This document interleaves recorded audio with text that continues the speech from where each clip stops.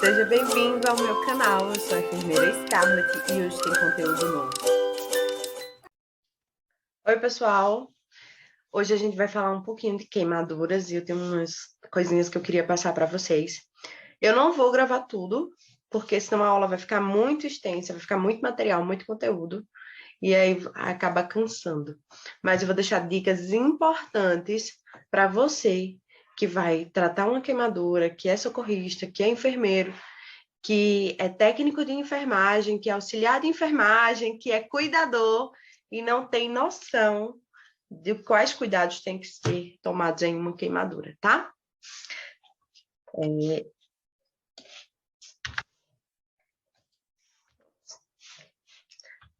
Vamos pular essa parte aqui. Gente, esse pedacinho aqui, essas coisas, é do meu curso de manejo de paciente queimado. Olha que coisa boa. E aí aqui tem algumas coisas explicando, falando sobre o curso, as aulas teóricas, quais os materiais, as coisas que vão conter, né, o conteúdo programado, o que a gente vai trabalhar na prática, tá? Mas a gente inicia daqui. Então, vamos lá. Gente, vê só, dia 6 de junho é o Dia Internacional, né, o Dia Nacional, na verdade. Cadê? Aqui. É o Dia Nacional da luta contra queimaduras, tá? A gente tem uma lei que foi instituída para normatizar este dia. E aí aqui a gente traz para a gente, né? Já para a gente ir iniciando, para focar. Os cuidados iniciais de uma queimadura, eles têm que ser prestados ali nas primeiras 72 horas, tá? Nas primeiras 72 horas, levei a queimadura agora.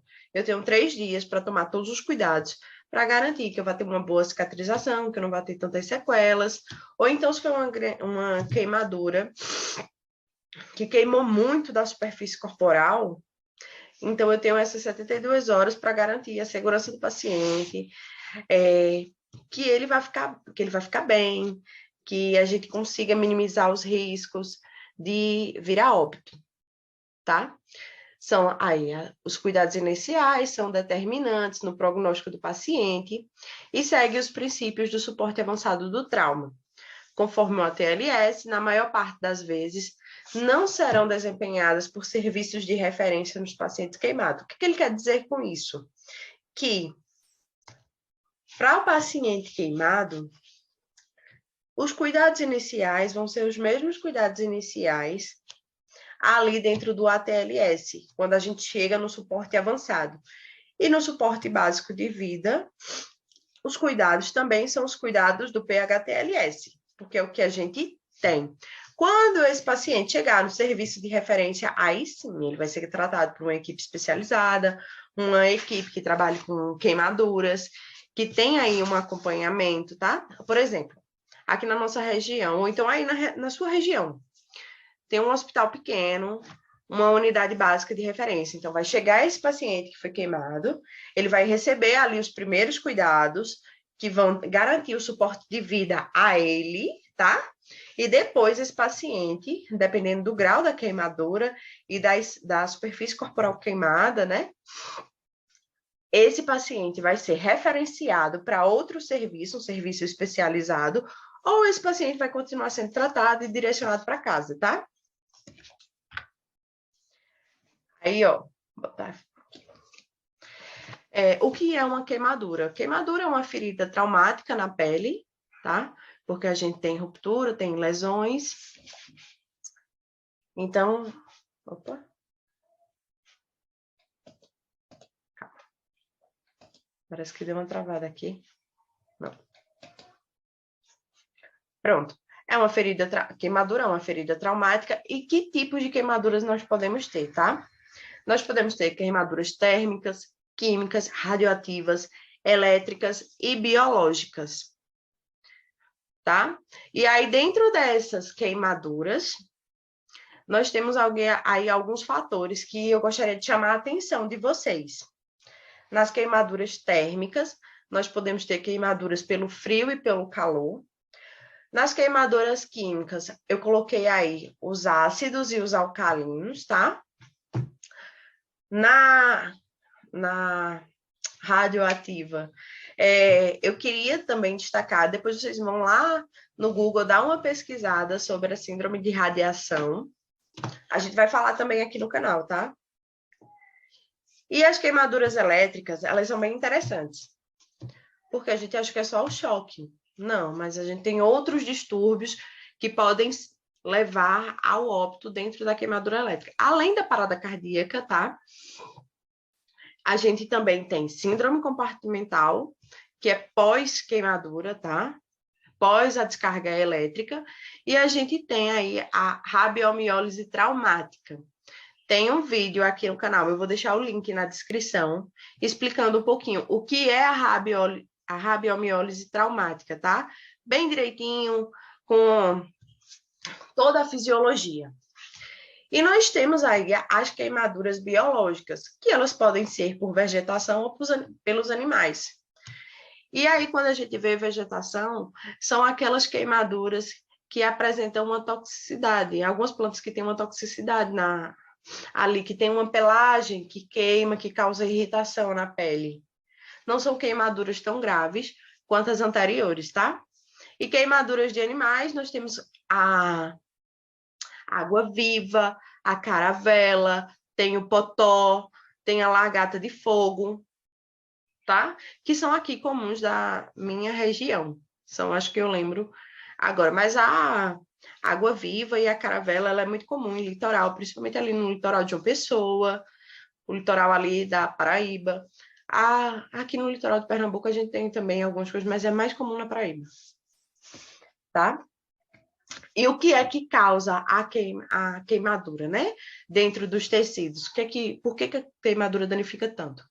A queimadura, ela causa desnaturação das proteínas e dos tecidos e leva a uma alteração do tecido tegumentar, até a destruição total dos tecidos envolvidos. Scarlett, eu não entendi direito o que você falou. Então, o que acontece? A gente tem ali a superfície queimada, e aí aquela superfície ali, os tecidos dali, as proteínas que ligam, elas são desnaturadas, elas perdem suas estruturas. E aí, às vezes, ela perde a sua função, por isso que a gente tem cicatrizes, e às vezes as cicatrizes, ou então quando tem rompimento pendante, quando chega aos tendões, às veias, ao tecido ósseo, tá? A gente tem aí a destruição total dos tecidos, a perca total. Vamos passar aqui para frente um pouquinho mais? Sim. Vamos falar aqui dessa parte que é muito interessante. E aí nós temos os danos sociais. É importante a gente falar por quê. Quem teve contato já com uma pessoa que sofreu uma queimadura, principalmente uma queimadura de grande seção do corpo, tá? Que perdeu grande parte da superfície corporal queimada, nós conseguimos identificar nesses pacientes essas características aqui, tá? A gente vê que ele tem uma fragilidade, que tem um medo, tá? É um paciente que ele já não por exemplo, se era um paciente que saía muito, que tinha uma vida social muito agitada, a gente já sente que ele segura mais, tá? Acontece aí um isolamento. Diante de toda a situação, às vezes as queimaduras, elas deixam um pouco de sequela nas questões das mobilidades. Então, esse paciente aí, ele tem sequelas físicas, fora que o nosso maior órgão, a pele, fica muito danificado. E não se regenera da mesma maneira anterior, tá? Sempre fica aí. E as queimaduras, elas realmente são muito difíceis da gente ter uma cicatrização perfeita, tá? Aí a gente tem a depressão. São pacientes que precisam de um acompanhamento psicológico. Já pelo processo de depressão, eles não querem voltar ao emprego anterior, às situações anteriores. São pacientes que têm pesadelos constantes com o ocorrido, com a situação. Há uma sequela emocional muito forte, tá? E tem a questão da estigma social. A sociedade estranha o paciente queimado, o paciente que já sofreu uma queimadura, fica impressionado, olha bastante, se incomoda, tá? Porque não é o comum, né?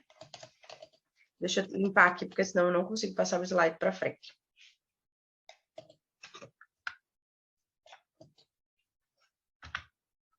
Tá? Aí, aqui, o que eu trouxe pra gente? A pele é o maior órgão do corpo, tá? A sua função, ela é protetora, mecânica, mantém o equilíbrio eletrolítico, tá? Regula, termorregula genes, por regulação. Por quê? Porque ela controla ali a temperatura do nosso corpo. Quando tá muito frio, a gente sente e procura se aquecer. Quando tá muito calor, a gente também sente. E aí tem o suor, que ele resfria a superfície da pele, tá? Aí tem hemorregulação, controle do metabolismo e a sensibilidade. A pele é maravilhosa, porque se a gente não tivesse essa sensibilidade, quando a gente queimasse a mão, colocasse a mão no prego, então pisasse no prego, a gente não teria o reflexo de retirar imediatamente, tá? Aí eu coloquei aqui essa imagem. Se você não tem tanto contato com a pele, com essa parte educacional, então vai lá, dá uma olhada, confere direitinho, porque a gente tem aqui, ó, a epiderme, que é essa camada mais superficial da pele, aqui a gente realmente consegue tocar, tá? Aí a gente tem a derme, onde a gente já tá ali com os nervos sensitivos inseridos, tá? Onde a gente tem ali o folículo piloso, folículo capilar, né, da criação dos pelos. Aí a gente tem a hipoderme, e depois já tem aí as camadas musculares, os tecidos tegumentares maiores. Vamos lá para o processo de queimadura. Estava ansiosa para explicar um pouquinho dessa parte, porque eu acho bem interessante. E eu acho que quando a gente entende o processo de queimadura, a gente também consegue prestar ali os primeiros socorros de início e saber o que está acontecendo e por que a gente está fazendo aquilo, tá? A queimadura, ela tem 3 zonas. Ela tem aí a zona de coagulação, aqui no meio. Tem a zona de estase, tá? E tem a de hiperemia.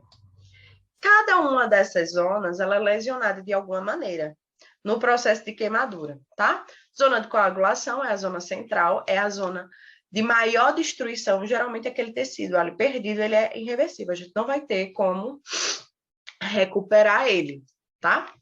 A zona de estase é a menor zona de coagulação. A gente pode observar aqui que ela fica ao redor de onde foi mais danificado, tá?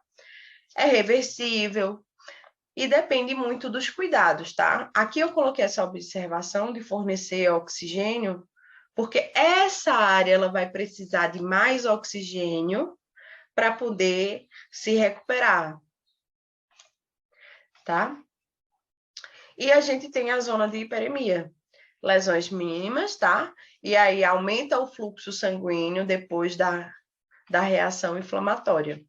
Lembra que eu falei ali em cima que precisa de uma maior quantidade de oxigênio? Essa zona de hiperemia ela é importante por isso. Mesmo depois do processo de queimadura, a gente tem ali a cascata de coagulação liberada, tá? E aí a gente tem também um aumento do fluxo sanguíneo naquela área, tanto para suprir aquela área danificada de anticorpos, de macrófagos, de piócitos, para eliminar e não contaminar, tá?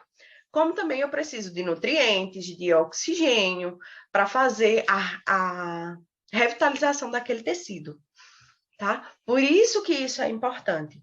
Outra coisa, o processo de queimadura, quando acontece a queimadura que a gente retira o agente, não para de queimar naquele instante, tá? Continua queimando. Por isso que lá na frente a gente falou sobre as 72 horas. Os primeiros cuidados ali têm que ser prestados e com atenção.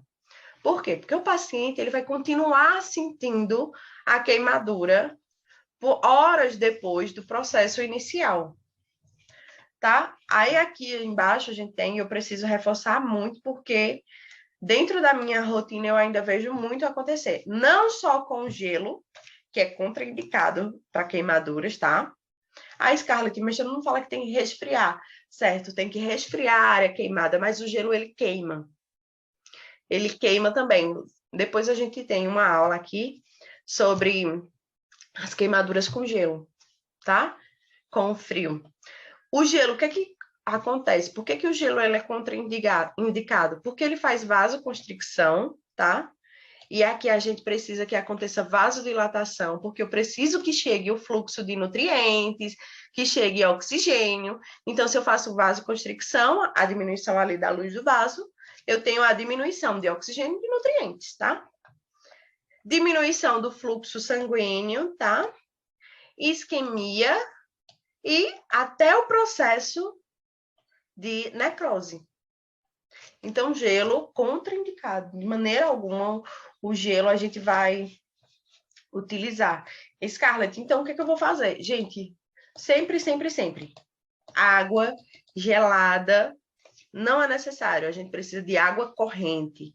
Água em temperatura ambiente para resfriar aquela queimadura, tá? Então, água fria, torneira aberta ali, água fria. Ah, mas aqui a gente não pode deixar o paciente 20 minutos embaixo de uma torneira. Então, o que você faz? Se não tem danos ali, se for uma queimadura aí grau 1, tá?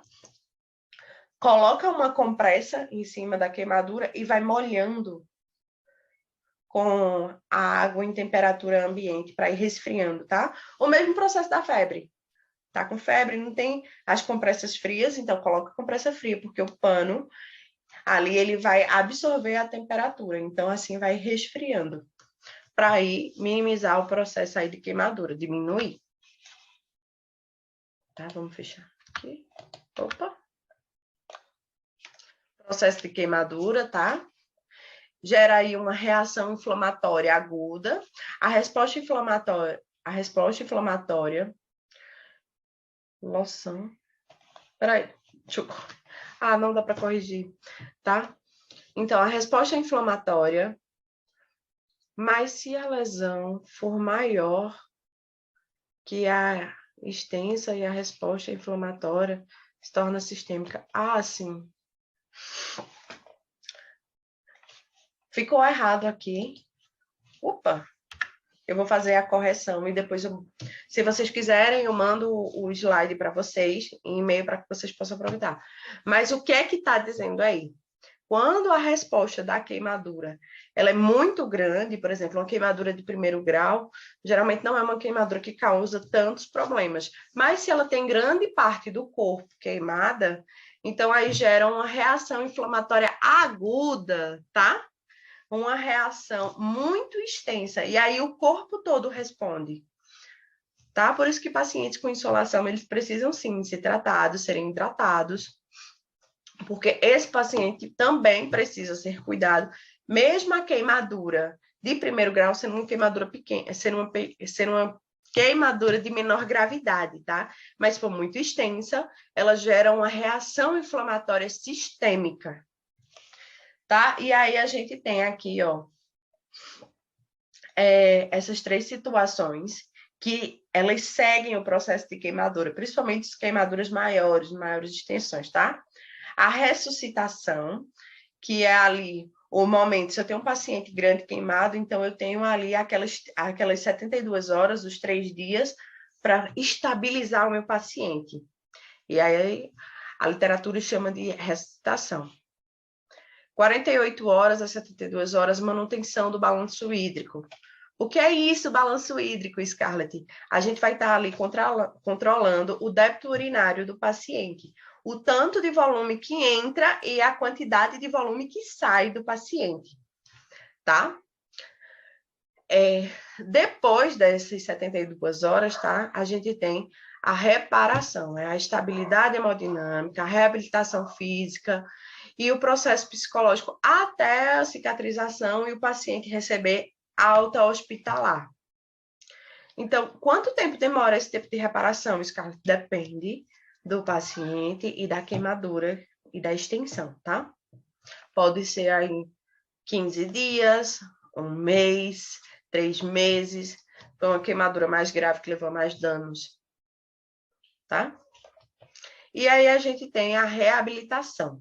O que é a reabilitação? Houve a cicatrização do paciente, agora a gente tem que fazer a prevenção e minimizar as limitações. Então, esse paciente agora ele vai para a terapia ele vai para o psicólogo, ele vai para a fisioterapia. Anteriormente, a gente falou ali que o paciente ele sofria alguns danos psicológicos, continuaria tendo pesadelos, é um processo muito difícil, quando a gente falou dos danos sociais, tá? Então, depois do processo de queimadura, depois da recuperação, depois da hospitalização, esse paciente tem que ir para outras situações. Ele tem que ir para fisioterapeuta, ele tem que ir para o psicólogo, ele tem que... É interessante que entre dentro de um grupo de outros pacientes queimados, para que eles possam se ressocializar, tá? E aí, Scarlett, você está se referindo a todo mundo? Eu disse, não, gente, é pacientes grandes queimados, que sofreram grandes danos. Paciente que, às vezes, por exemplo, eu estudava uma área de criminalística e uma coisa que acontecia bastante é que algumas mulheres queimavam seus parceiros com água quente, com fogo em si. A gente vê alguns casos desses na mídia de vez em quando. E aí, o que acontecia? Quando esse paciente se recuperava, geralmente as áreas mais atingidas eram rosto e genitais. E os homens também, quando queimavam suas parceiras, rosto e genitais. E aí, o que? Para esse paciente voltar a se relacionar, voltar a ter uma vida social, ele precisa de um apoio. Então, a gente precisa aí da equipe multidisciplinar de saúde para trazer esse paciente novamente para a sociedade, para que ele possa se sentir novamente inserido. Opa. Tá? Os cuidados iniciais aos pacientes queimados, de acordo com a PHTLS, tá? Sinais de vida, olhar aí a superfície corporal queimada, tá? A profundidade, as partes do corpo atingidas e a etiologia da queimadura. Queimadura, lembra que a gente falou lá que existiam 5 tipos de queimaduras? Queimadura térmica, radioativa, queimadura biológica, queimaduras elétricas e queimaduras químicas. Tá? Então, quando a gente observa esses tipos de queimaduras, a gente vai poder direcionar nosso paciente qual o melhor atendimento inicial ali para ele. Tá? Gente, muito obrigada. Deixem o like de vocês, tá? Me segue no Instagram, esse daí é o meu Instagram. E vamos junto. Se você gostou desse conteúdo, clica aí no gostei, porque me ajuda demais, principalmente me ajuda a divulgar o meu conteúdo, tá? E também é porque eu possa produzir coisas melhores para vocês, vai me especializando aí para a gente poder compartilhar conhecimento. Eu gosto muito de saber, gosto muito da docência, de estar aqui conversando com vocês, de estar divulgando, de estar trabalhando, fazendo cursos. Eu amo de paixão, gosto muito, gosto mais até do que da assistência, tá? Então, deixa aí, compartilha, deixa no seu comentário, deixa no comentário o seu e-mail, caso você queira receber esse material, tá? Beijos, até a próxima. E eu espero vocês, tá, gente? Não me abandona.